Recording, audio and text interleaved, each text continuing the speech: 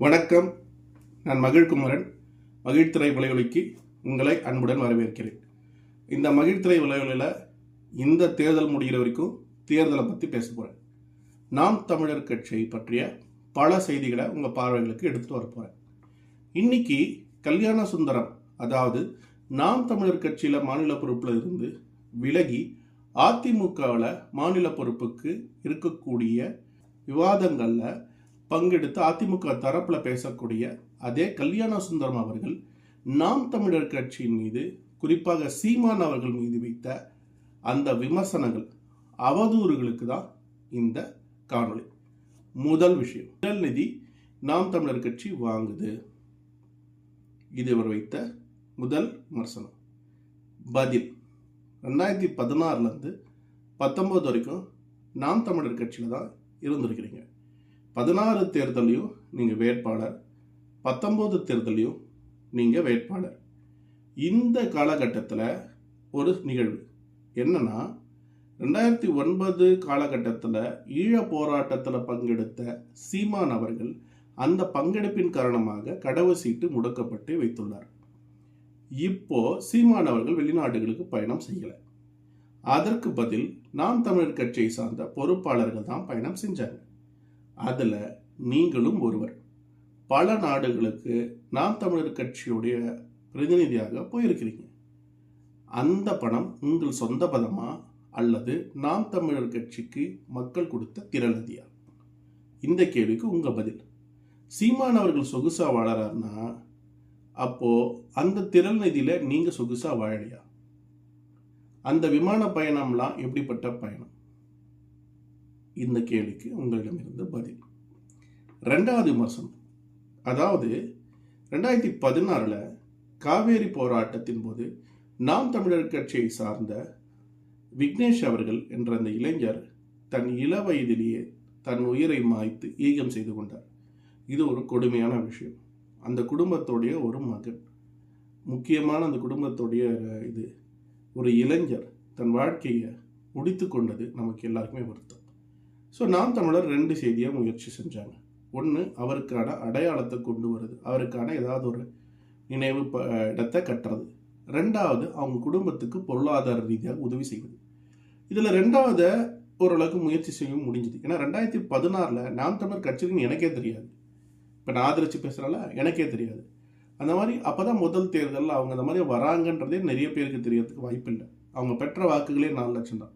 அந்த காலகட்டத்தில் நாம் தமிழர் ஒரு திரள் நிதினு கேட்டாலே அவங்களுக்கு எவ்வளோ வரும்னு தெரியுது. அந்த காலகட்டத்தில் அவங்க 10 லட்சத்தை திரட்டி அவங்க குடும்பத்துக்கு கொடுத்துட்டாங்க. ஆனால் என்ன ஒரு பிரச்சனைனா, இந்த நினைவிடம் கட்டுறன்னாங்கல்ல, அதுக்கு இப்போ தனிப்பட்ட உதவி செய்யறதுக்கு பணம் திரட்டும் போதே அந்த இலக்கு அடைகிறதுக்கு கொஞ்சம் கஷ்டப்பட்டாங்க.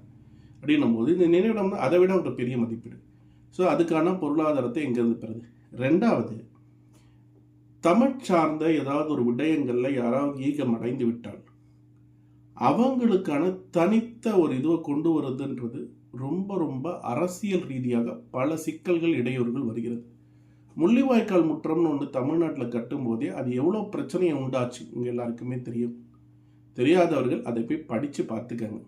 முள்ளிவாய்க்கால் என்பது அந்த ஈழத்தில் ஒரு பகுதி.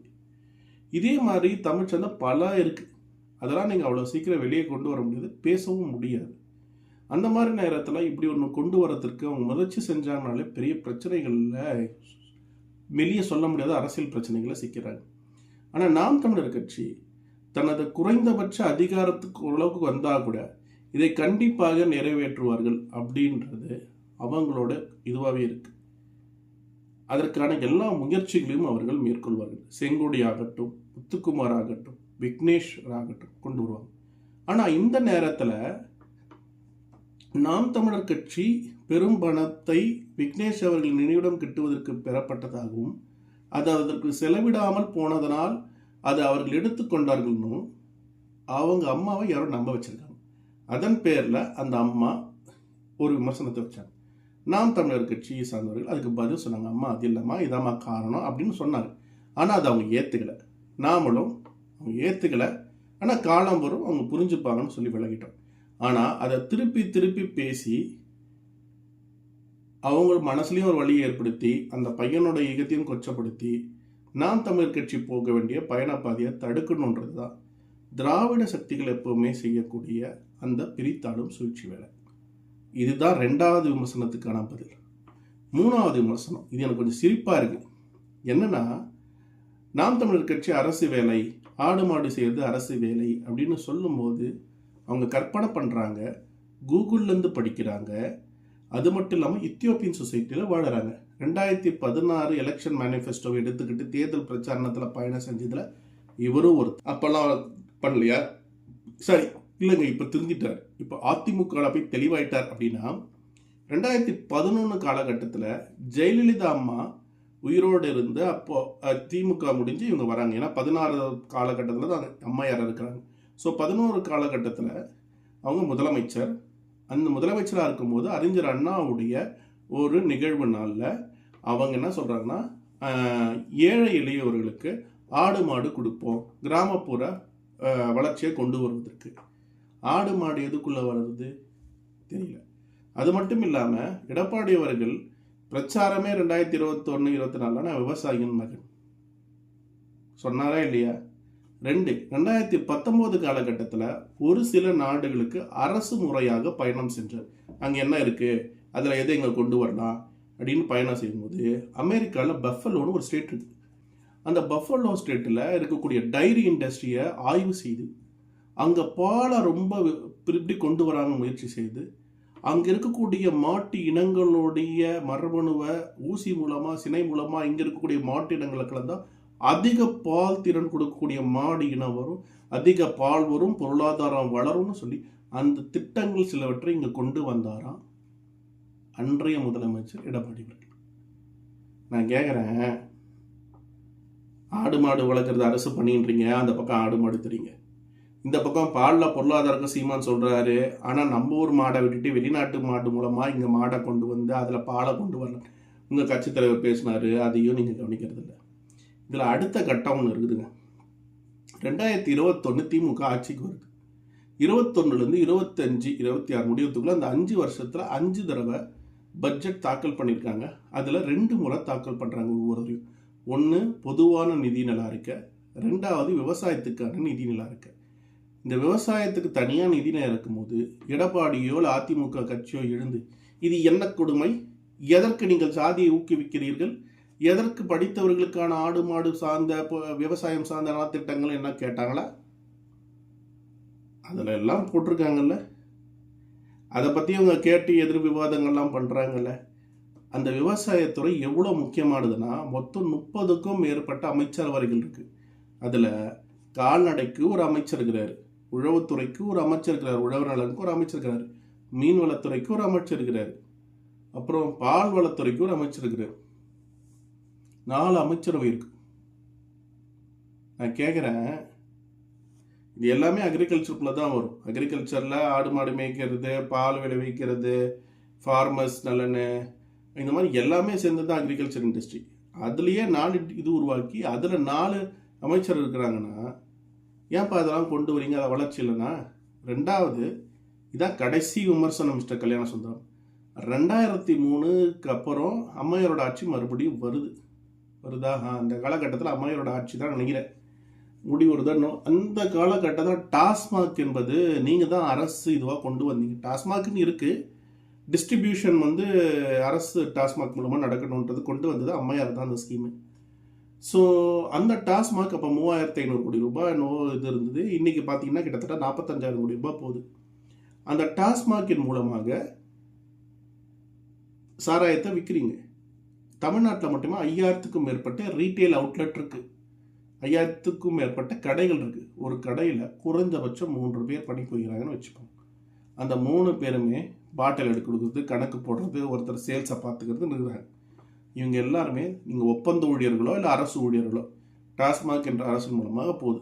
அந்த மதுபானம் தனியாராகவும் இருக்கட்டும், ஏதோ இந்த டாஸ்மாக் டிஸ்ட்ரிபியூஷன் மூலமாக ஒரு 3 படித்தவர்கள் அங்கே வேலைக்கு பார்க்குறாங்க.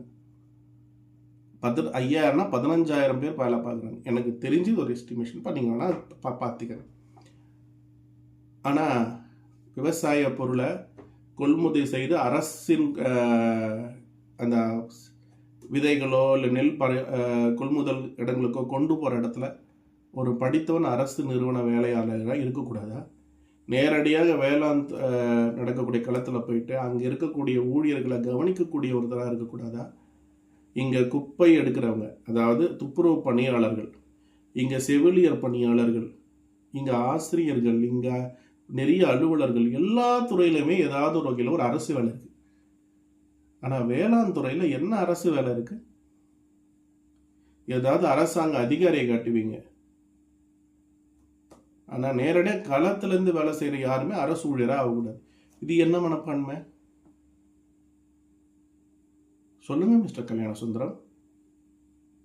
அப்போ டாஸ்மாக் திறந்து வைத்து படிப்பவர்கள் வேலை பார்க்கலாம். அரசின் மூலமாக சில விவசாயிகளோ இல்லை நிறைய விவசாயிகளோ அரசு ஊழியராக மாறி நிரந்தர வருமானத்தை ஏற்றுக்கிறது தப்பா? இந்த விவசாயம் அவ்வளோ இதுன்னா எதற்கு எடப்பாடி அவர்கள் தஞ்சாவூரை நான் காப்பாற்றிட்டேன், அங்கே நான் ஹைட்ரோ கார்பன் எடுக்கிறது தடுத்துட்டேன், நான் அதை பாதுகாக்கப்பட்ட தஞ்சை வேளாண்மை மண்டலமாக கொண்டு வந்துட்டேன்னு சொல்லணும்? வேளாண்மைக்கு முக்கியத்துவம் இருக்கு. வேளாண்மை அரசியல்லையோ ஒரு மிகப்பெரிய தாக்கத்தை செயல்படுத்துறதுன்னு தெரியும். அந்த வேளாண்மை சார்ந்து மற்ற தொழில்களை கொண்டுட்டு போகிறது நீண்ட நேரத்தில் நமக்கு பிற நாடுகள் ஏற்படுற பாதிப்புகளை நல்லா தப்பிக்க வைக்கும் அப்படின்றதான் சாராம்சமாக நாம் தமிழர் கட்சி சொல்கிறாங்க. இது மற்றவங்களுக்கு தெரியாமல் இருக்கலாம். நீங்கள் ஒரு கெஸ்ட் லெக்சரர், கரெக்டா? உங்களுக்கு எப்படி தெரியாமல் போச்சு? இல்லை மறந்துட்டீங்களா, இல்லை மறைச்சிட்டிங்களா? இதுதான் என்னோட விமர்சனங்கள். மற்றவர்களுக்கு இப்போ புரிஞ்சிருக்கும் அதிமுக எப்படி இரட்டை நம்ம நிலைப்பாடு இருக்குது. தான் அந்த கட்சியில் இருக்கிற வரைக்கும் அமைதியாகிட்டு வெளியே போனதுக்கு அப்புறம், அதுவும் தேர்தல் நேரத்தில் மட்டும் இத்தகைய விமர்சனங்கள் பேசக்கூடிய இந்த இரட்டை மனோநிலை எப்படி இந்த மாதிரி கல்யாண சுந்தரத்துக்கு வந்திருக்கு அப்படின்றத நீங்கள் பாருங்கள். இது பிடிச்சிருந்தா பார்த்து பகிருங்கள். ஏதாவது விமர்சனம் இருந்தால் பதிவிடுங்கள். நன்றி, வணக்கம்.